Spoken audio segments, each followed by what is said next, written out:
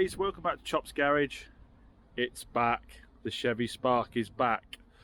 So those of you that watch the channel regularly know this was recently sold. Probably been out about a week, I think, this one. Had a call from the lady who has now, just so you're all confident, got her full requisite of headrests and parcel shelf. She's loving the car. She's a lovely lady, really lovely lady, to be fair. Again, you know, I use this for content, the stories of what goes on in the car trade, but the people are normally absolutely lovely, and this lady is absolutely lovely. There's no problem with her at all.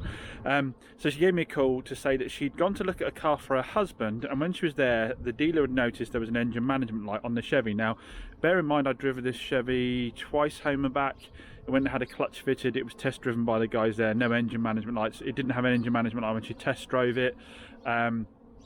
Then she came back and picked it up later on and test drove it again, no engine management lights. So these weren't present prior, but yeah, she's gone down to see about another car with her husband, and he's noticed the dealer has noticed the engine management light on, and has plugged in for her to check it out, and gave her two codes. So we've got thermostat heater control circuit high, a P0599, and a P0301 cylinder 1 misfire detected. So it does seem strange that it throws two problems like that. Now, big shout out to David Meal. I'll put a link to his channel below. Always comments on my videos. We always have a chat because we do the same sort of price range of cars, but he's far more experienced than me. He gets his hands a bit more dirty than me as well. We had a chat, and he said that he thought that the two probably were linked, because if the vehicle was reading the wrong temperature, it could be over fueling and causing the misfire. So what I've done this morning is I've gone to the lady's house and picked up the Chevy from her house at Barnstable. I left my car there and drove it in to save a hassle, because I'm going that way anyway, so it's no biggie. Now what we're going to need to do is try and diagnose the problem. Now the trouble is the engine, the garage cleared the codes. So I've driven it in today with no codes, and she's been driving it around with no codes. Now, I know that they can take a while to cycle round, so what I thought I'd do on the way over today is, firstly, I stopped in at Alpha Ragazzi to see Stuart and Pete, because Pete's actually just picked up a cheap Chevy Spark, and I tried to rob his coil pack and his thermostat off him, and for some reason he wasn't keen. So Pete, stopped being so tight. I don't know what your problem is. So I had a chat with them, got a coffee from the coffee man. So then I drove it halfway back to the unit, turned it off, turned it back on again. I'm thinking, like, if I cycle it 3 times, I might see this stuff coming back. Now, obviously, she's driven it a couple of times since as well. None of these codes are coming back. I've got nothing on it. Now, I've tried revving it harder, you know, labouring gear, all the kind of things that might have this fire in, but it's not happening at all. So what I need to do is plug in and see if there are still any codes in. Now, obviously, what I normally have is a basic plug-in little reader, which is totally useless, and a lot of you have been shouting at me saying, James, you need to get a proper code reader, and a lot of you had commented saying about a company called Top Don that do machines, and it turned out, I checked my emails, and it turned out actually they've been trying to contact me for a while saying, James, do you want to do some content with our product? So I'm pleased to say I've just had one arrive. I'll just go show you the unit, and then we'll plug it in and see if we can find any of these codes. Now, important point is the car's still warm. I've literally just pulled it up, so I'm just going to start it again, leave it running, make sure it's at full operating temperature as per David's instructions, and then we'll be able to get some live data off it and see where we are. He's given me some readings as to where we should be, so it was a bit of gobbledygook, but he did explain it to me, so we'll so hopefully I'll get it right. For my dyno, so I've got it running. I've got my coffee from the Grand Barista van. Those of you around Barnstable probably know his van, the grey van. I don't think he knows what my name is. He just calls me Big Bloke. That's all he calls me, and to be honest, I forget his name. I'm terrible with names, so but he does make a good brew. Not sponsored content, by the way. And not an endorsement as well either. Anyway, so got that on the go, got the engine running. I won't put that there because I could knock it over, couldn't I? Got the engine running. As you can see, there's no, when I did that then it was the power steering making the engines rise. You can see there's no engine management lights at all, no warnings about temperature, nothing at all. So we'll plug it in and see what we've got. So what have I got from the guys? So what have we got? Top Don have sent me out the 800 BT, so I think the BT stands for Bluetooth unit from them. So here's the how it comes. Oh, drop the box down there. Sorry guys, you know me, raw footage of everything like this is not going to be fancy. So yeah, so this is the little pack. Let me just open it a second. There we go. I have had a little look at the unit already, make sure it had power and so forth. So we've got our cable for charging it, but this is the Bluetooth model, so it means if I press the button there, my little code reader comes out. So I could go inside in the comfort of the office and read the codes from in there if I wanted to, which is ideal, because most of the stuff I've always had cables, and it's always been hanging down here and stuff. So yeah, I'm pleased to have that. So now we just need to find where the port is and get this plugged in. Conveniently, it's just here, no covers, no hassle to take off, so just make sure it's lined up the right way round. There we go. It's happy, we've got a green light. Job's a good one. So let's turn the unit on. Hopefully I've not run the battery flat on it. There we go. I left the screen cover on for the moment, for obvious reasons. I get stuff filthy. So this will automatically, from what I understand, automatically read the VIN as well once it's powered up. So we'll make sure that works fine and get into bits and bobs. So here we are in. First things up, scan. So let's do that. So on this occasion, it hasn't been able to find the VIN. It needs me to manually enter it, which probably isn't surprising for a Chevy Matiz crossover type thing. I did try this in the Mercedes before, banged straight up with the VIN, found it straight away. So I'll grab the V5 and take the VIN off that second. There you go, as soon as I put that VIN in, it's found it. So GM Chevrolet. Contacting the Bluetooth unit again. Loading up. Close the door so you've got that light reflection on it. Is it so much there? Oh, still the same. Right, so health report system scan. Let's go with a system scan and see if we come up with any engine management codes. I better get better at this YouTube malarkey with lighting, better I? So it's just scrolling through it now. It's at 30% already. Like I say, I've got the engine still running. I want the temperature to stay up there so that we can, you know, if it is going to overheat or anything like that, we're going to know straight away. But it's still got no warning lights or anything on it at all. It's happy as a... I just do wonder if this car just needed some use, you know. I know it's one of those things that people say, you know, almost like a... It feels like a brush off when people say it, but every now and then it does. If cars have only been sort of babied up and down ramps and, you know, onto back of transport, sometimes I think they just need a good run. So what have we got going on? Well, I can't see anything coming up there at all. Let's try a different scan. So we're going to do a health report now and see what it comes back with. Now, some of you may well have seen my live by now, and I'm going to look like I know what I'm talking about when I go through this process. For those of you that haven't seen the live, yeah, like I say, you're going to look like it's going to look like I know what I'm talking about. For you that have seen the live, you're going to know I'm blagging it completely, making it look like I know what I'm talking about, because you all had to tell me how to do it. But yeah, so we did a live stream going through the data on this. So it's pulled back engine control module. I do like that little liney going back and forth in there. Everything else seems to be okay. It's all in green. So if we enter that, read the fault code. So engine, coolant, thermostat, heater, control circuit, high voltage. That's the only code we've got. We've got nothing relating to misfire at all. So if we get back out of that again, now there is, if I had the internet signal, I think I can hit that and it'll come back with some feedback for me. We read the fault. We don't want to clear the code. We want to read the data stream. So it's going to be in the engine data. So if we scroll down here, we're going to go... a clue that I've already gone through this. We go with the engine. I assumed that was engine temperature sensor, so we hit that, hit OK, and it's coming back with our reading for our temperatures. So I'm reliably informed by the guys from the live chat that these temperatures are absolutely fine and show that the thermostat is actually working well.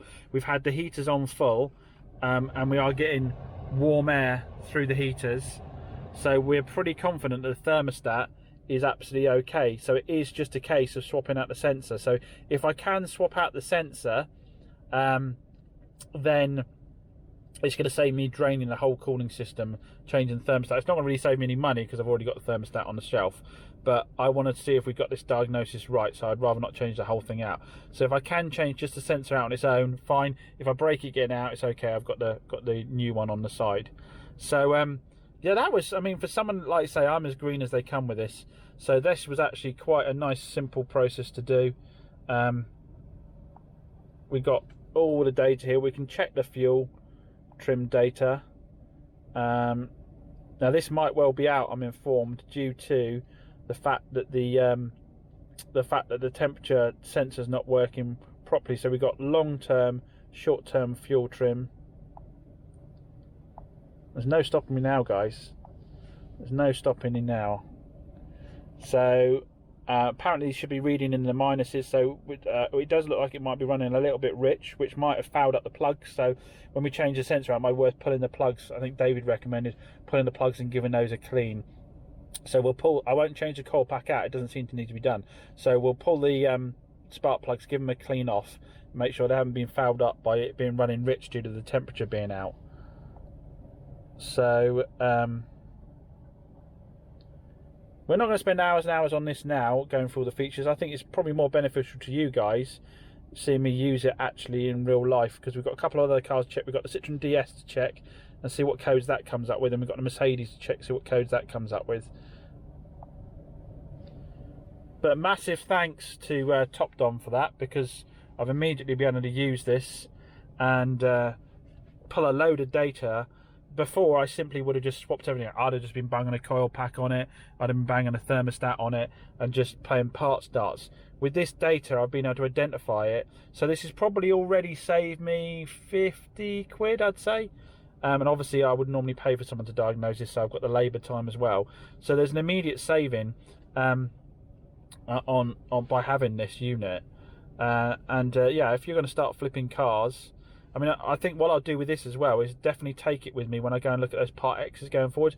Bung it in, read any hidden codes in there, because we know sometimes it can take a while for these to cycle and come round again. So if I do take this along with me, it's not too big and clumsy to take along with me as well. It's quite actually light. I can bung it in the cars, take some readings on it, and maybe do some more live from the Part X's and the auction cars, and see what we find, hidden faults we find. But yeah, I think it's, I mean, the fact that I don't really know how to use these particularly well is probably helpful to some of you other guys, because you're going to see me go through the process, you guys giving me feedback and giving me help on how it works. Hopefully it'll help a few others. But it's nice to see that it's got a clean bill of health other than that, which I thought these things, as a general, they don't cause problems. I should touch wood when I say that, but as a general rule, these do not cause problems. And anything you do need to fix on them is cheap. But like I say, this has already saved me a bit of cash by not replacing parts I don't need to. So let's get on and swap that sensor out, see if we can do it without losing fluids and stuff like that, and then run it again. I think we might let it cool down a little bit though before I start playing in that engine bay, because this has been running for a long while now, so it's going to be pretty hot in there. So we've got the Chevy thermostat here, the new one, and we can see the sensors there. So we're going to have a trial run on this and see if the sensor comes out comfortably or not. So here we are in my terribly messy workshop, which I do need to get untidy. Flicked it up with that. Take that off. Leave it up there somewhere safe. And how comfortable, how happy is this to come out now? Oh, that's pretty firmly in there, guys. That's pretty firmly in there. I'm hesitant about tugging on it too much and breaking it. Yeah, it doesn't want to come apart, guys, and if it's as tough getting this one out as it is getting the one on the car out, I might end up causing myself more hassle than it's worth. So this has a seal on it, so I haven't got any sealant, so I don't need to worry about that side of things. Might be worth just swapping the whole unit out, I think, guys. Even though we think the thermostat's okay, might just be worth swapping the whole unit out.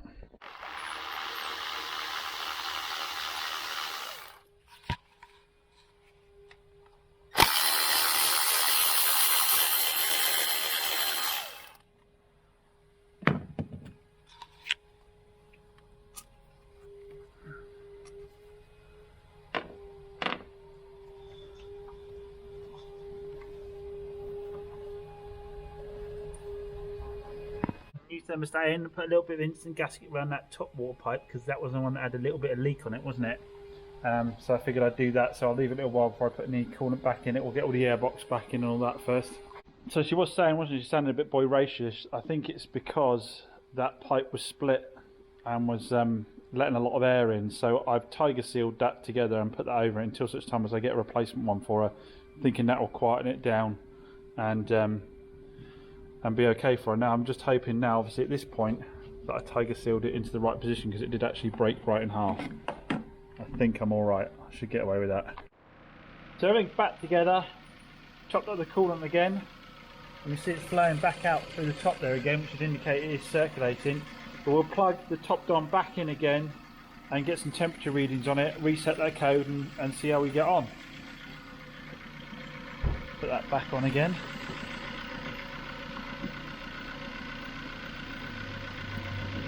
I couldn't spot any bleed points on this. The top don will actually, if it's one of those ones that does automatic bleeding, it will actually do that for you as well. That took a while ago. But yeah, I don't see any obvious bleed points on this like on the Fiat 500s and that.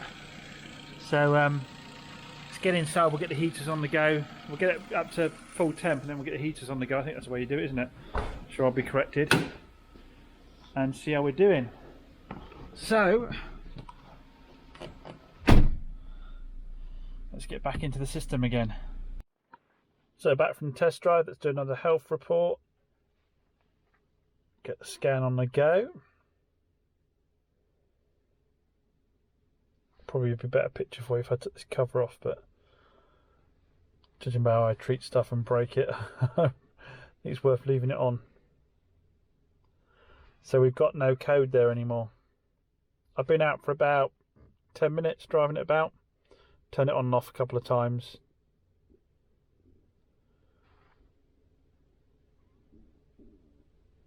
Yeah, looks like we got it. No codes at all. That misfire code isn't there, hasn't come back again, but as a lot of you said, that's probably due to it over fueling. So I did give it a bit of a hot run when I took it out a minute ago. Gave it a bit of a Italian tune up, as David said, clean those spark plugs off a bit from being over fueled from the engine temperature not reading correctly. So let's check what the coolant level looks like. But that seems to have done the job quite nicely, and as you can see, if a unknowledgeable ape like myself is able to do it, I'm sure most of you will. So good bit of kit. Thanks again, Top Dom. That's a nice bit of kit. We've got lots more to do with that, haven't we? So we'll show it in action and see what else it can do on some of the other cars. So guys, if you do fancy one of these Top Don units yourself, it's a good time to get one because there is a special offer at the moment running to the 15th of March, which means you can get this unit for £289. Normal price is £349, so quite a hefty saving there.